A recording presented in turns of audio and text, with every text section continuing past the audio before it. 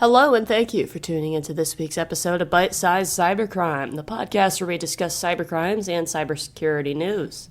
If you go to school or have kids in school or are a professor or teacher, you may already know where this is going, and if you don't, an online learning platform called Cavnas was recently hacked. Their login portal was defaced with a message that says, "The shiny hunters are responsible," and offers schools impacted to consult with a cybersecurity advisory firm and contact them to negotiate a payment for the release of their data.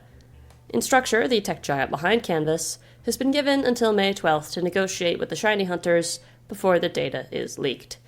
They attached a list of all affected schools on their Onion site where they can be contacted. This message was visible for about 30 minutes, but was taken down.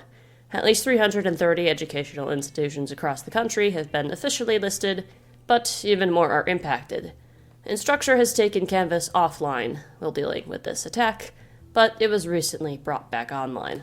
So, what exactly did they steal? Stolen data includes user records, private messages, enrollment data, and other information gathered through Cavnas's data export feature.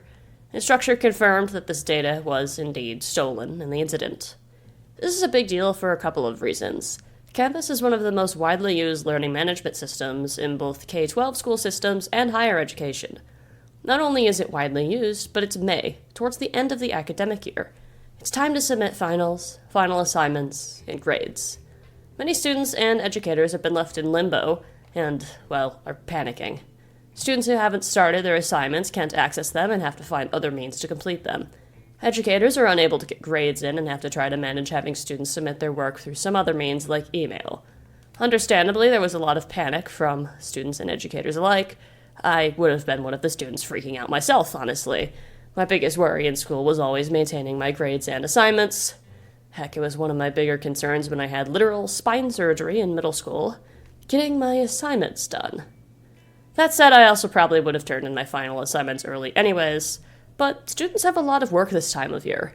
They may not be intentionally putting off any assignments, and really they don't deserve to be punished for procrastinating a little bit, but tackling them one at a time, and suddenly they can't access anything. Most professors and teachers, from what I've seen, thankfully, have either granted extensions or requested students email their assignments over instead, and have been willing to send any other documents via email that students were not able to get before the attack. This is the largest scale security breach in the education sector to date. The total number of impacted institutions was 8,806 worldwide. In the United States, nearly half of all higher education institutions rely on Cavnas. Access has since been restored on the Cavnas side of things, but some schools have taken longer than others to restore access fully to students and staff due to concerns about the data breach. The shiny hunters aren't only after Instructure for a ransom. They did something really bad for schools, but really good for them as illegal hackers. They're allowing individual impacted institutions to negotiate a ransom for their data separately. One single hack, and they are potentially extorting hundreds or even thousands of institutions and getting ransom payments from some of them, as well as potentially getting a ransom payment from Instructure themselves. I'm not sure I've ever seen something quite like this before. The Snowflake customer breach situation, also by the shiny hunters, is the closest I can think of, but the shiny hunters are now able to get multiple ransom payments from multiple organizations, all from one single cyber attack.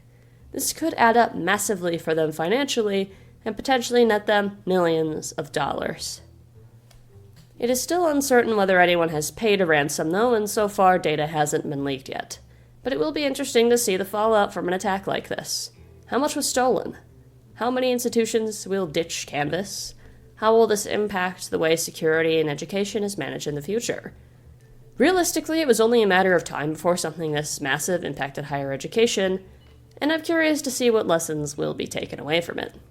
There have been other smaller data breaches of individual institutions, but nothing quite like this.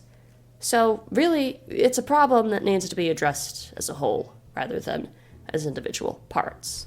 In case you are wondering how a graphic design solution could have impacted students and teachers in higher education and their grades, that's Canva, not Cavnas.